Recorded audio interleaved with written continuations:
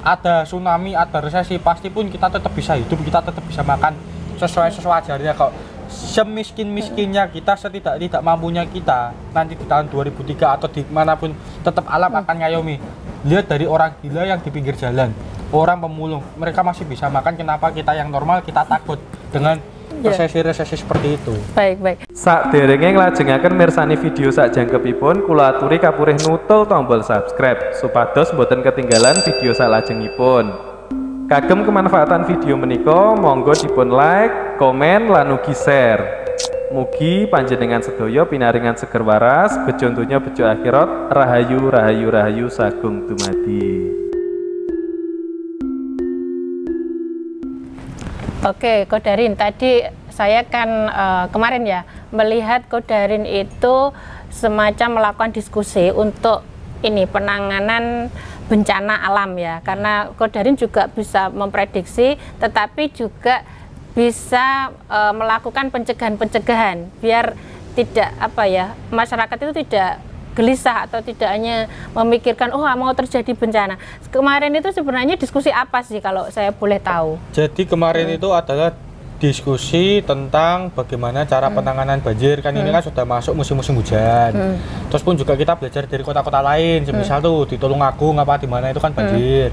Di Semarang pun daerah kanan kiri itu sudah banjir, tinggal daerah rumah saya dan daerah rumah sebelah itu kan belum kena. Jadi itu kita tuh ibarat ini pencegahan lah. Kalau semisal pun banjir pun kita tuh sudah tahu karena kita sudah bekerja keras untuk menangani banjir tersebut. Jadi penanganan itu adalah kita membahas tentang kualitas pompa-pompa air, terus pun juga kelistrikannya gimana. Karena kalau di daerah rumah saya itu kan listrik itu kalau sebelum hujan itu udah lama mati, jadi kan kita kan harus namanya siaga lah. Kita kan bekerja keras ini kan juga alam itu tahu, semisal pun tetap banjir kan ya memang itu sudah kuasa alam. Setidaknya kita sudah berusaha untuk mengantisipasinya seperti apa, terus pun juga sudah mensosialisasi warga untuk berjaga-jaga, tetap waspada supaya apa dampak-dampak dari kerusakan yang semisal yang besar jadinya tidak sebesar yang demikian rupa seperti itulah. Untuk contoh kecilnya sebenarnya kita itu melakukan apa sih kalau prediksinya ada bencana alam seperti banjir ya? Untuk contoh kecilnya secara individu lah, apa yang pertama kita lakukan untuk pencegahan sederhana agar tidak terjadi banjir itu? Sebenarnya gini ya, sebenarnya pun saya pun juga prihatin kepada masyarakat Indonesia sendiri. Karena apa? Ketika para instansi dan pemerintahan itu sudah bekerja keras untuk mengantisipasi banjir dengan membuat pompa-pompa, juga membuat yang namanya tentang program-program pencegahan banjir, tetapi masyarakatnya sendiri pun tidak sadar.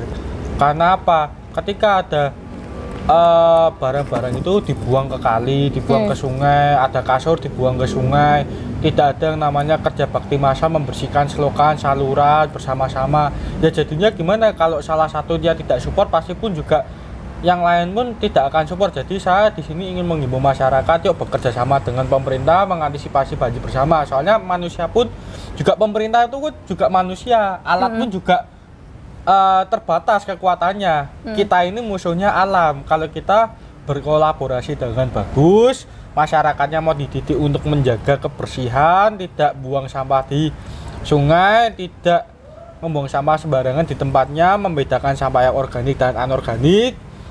Nah, akhirnya kan kalau banjir itu pun alam pun tahu, banjir pun bisa diminimalisasi lah, ibaratnya seperti itu. Dinego ya, Pak? Dinego kan bisa, semua itu ada negonya itu bisa teman. Berarti intinya juga kembali ke kesadaran orang-orang itu ya.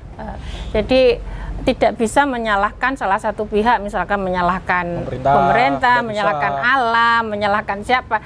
Berangkatnya tetap dari kesadaran diri sendiri. Begitu ya, intinya gitu ya. Kalau menurut Kodarin berdasarkan prediksi kemarin itu kira-kira apa sih yang bakalan terjadi sehingga nanti masyarakat bisa mencegahnya dengan cara-cara yang seperti tadi dijelaskan. Kira-kira di tahun 2023 itu apakah ada bencana yang kira-kira dasar seperti yang sudah yang diprediksi kemarin itu? Saya di sini ingin membahas dua kasus saja, masalah tsunami dan resesi ya. Jadi kebanyakan manusia masyarakat Indonesia ini kurang dewasa dalam menangkap informasi. Jadi ketika diperhadapkan dengan resesi, akhirnya pun daya spending masyarakat pun juga kurang. Akhirnya apa? Tidak ada yang namanya circle ekonomi yang berputar. Jadi pun jangan takut dengan resesi. Karena apa? Ketika takut, pasti pun nanti banyak efek-efek yang terjadi di dalam ekonomi Indonesia. Tetap spending iya, tetapi juga ada saving. Tidak usah perlu takut, jalani hidup seperti biasa aja.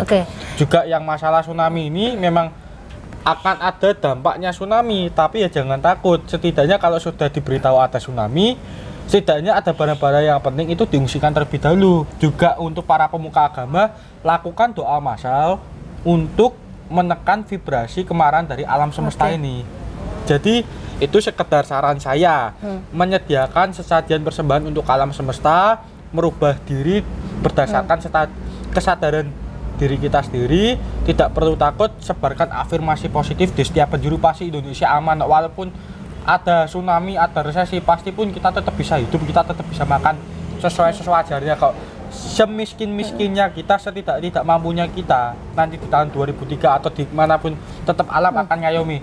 Lihat dari orang gila yang di pinggir jalan, orang pemulung, mereka masih bisa makan. Kenapa kita yang normal kita takut dengan resesi-resesi seperti itu? Baik.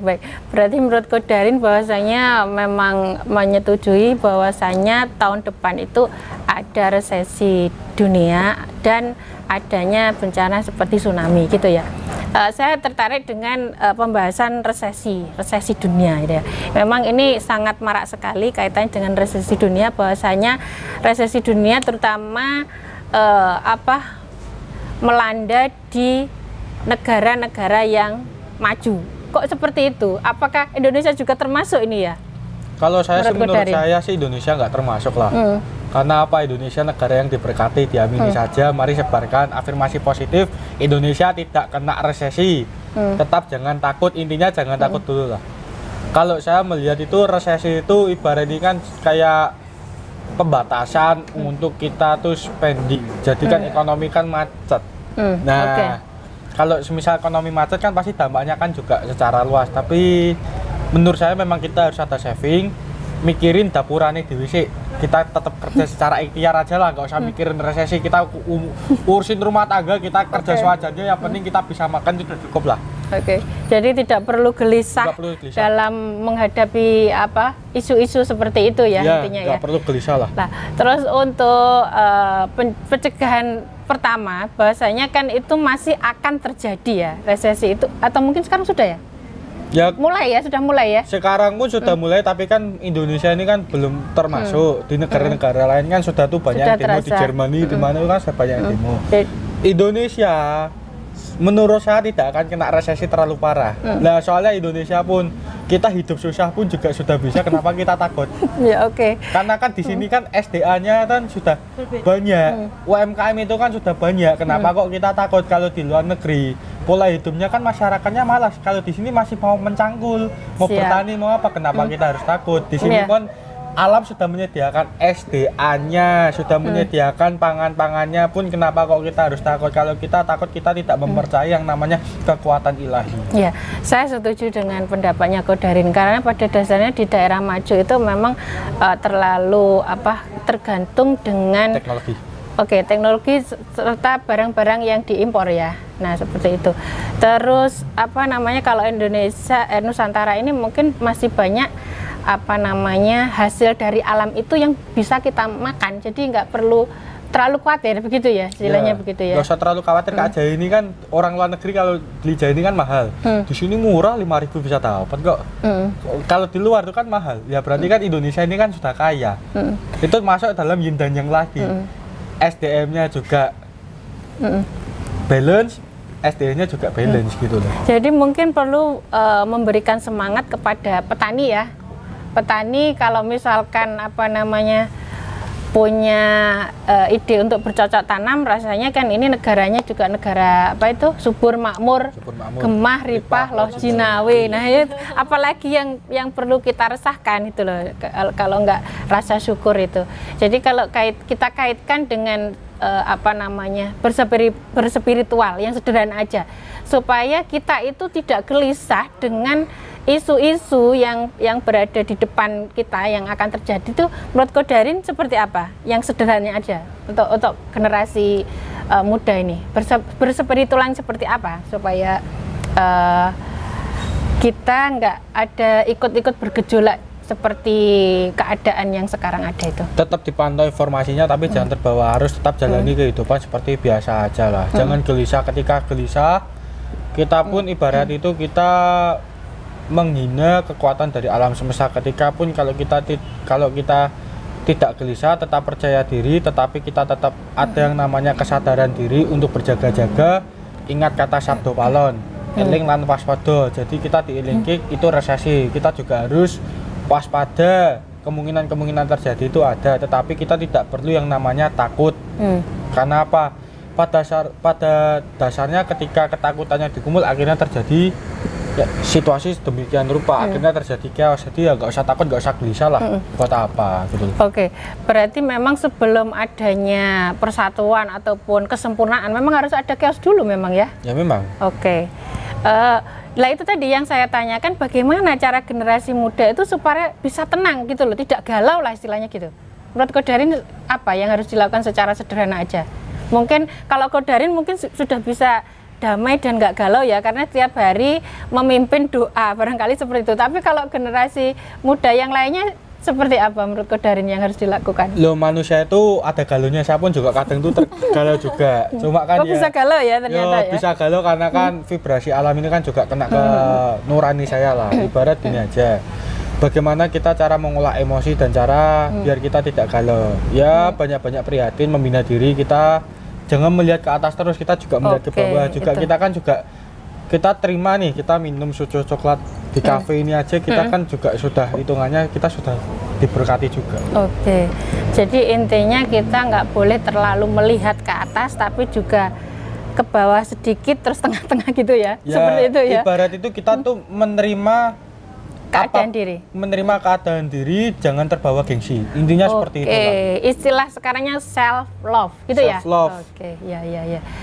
Ya itu berarti inti dari pesannya Kodarin ya. Jadi intinya bahwasanya sebagai kaum muda supaya tidak galau kita harus self love ya. Jadi menerima keadaan diri, termasuk bersyukur ya. Ya bersyukur. Membina diri juga tetap utamakan kesadaran diri dan mawas diri. Juga sebisa mungkin pun di dalam mingguan pun atau di dalam harian kita introspeksi diri, kita salahnya apa hari ini. Ketika ada orang lain yang ibarat yang tidak senang dengan kita harusnya mengucapkan terima kasih, karena itu kan juga sebuah pelajaran hidup. Ketika misalkan ada nih dari A bilang kamu kok gini-gini, ada menjelekkan, ya udah anggap aja itu pelajaran hidup, terima kasih. Kalau benar ya kita rubah, kalau nggak benar ya sudah kita tamung aja, tetapi untuk pembelajaran di masa depan. Nggak perlu sakit hati, nggak perlu dendam lah. Terima kasih kepada yang telah menyakiti kita untuk pembelajaran supaya kita lebih dewasa, lebih mawas diri dan lebih legowo ibaratnya gitulah. Oke, itu kayaknya topik menarik yang perlu diteruskan, tapi sekarang kita ini minum dulu. Biar tidak galau ya.